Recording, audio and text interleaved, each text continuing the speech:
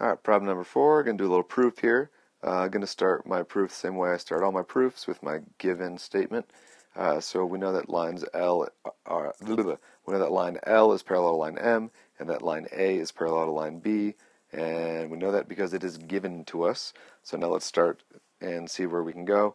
We want to show that angle 1 is congruent to angle 5, and since we know those two sets of lines are parallel, we're going to get a lot of congruent angle pairs. I'm going to start here and say that angle 1 is congruent to angle 2 because they are vertical angles, which I'm abbreviating VA, and we know vertical angles are congruent.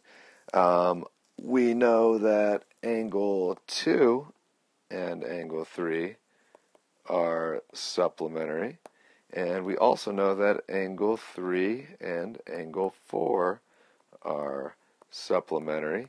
And we know that because they are same side interior angles, which are congruent when they are same side interior angles of parallel lines.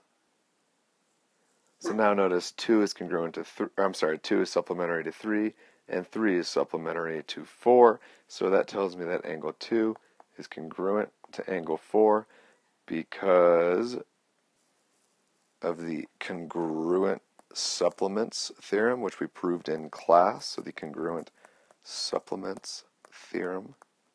And we proved that in class, so you can definitely use it.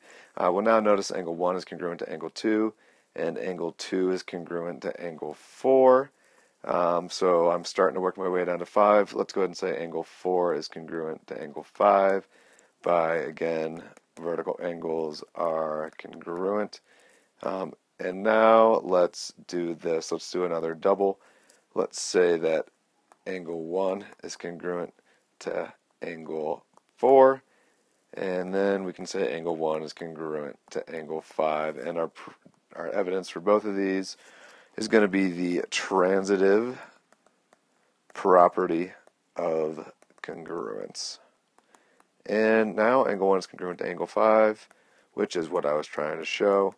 I am done. And we proved that 1 was congruent to 5.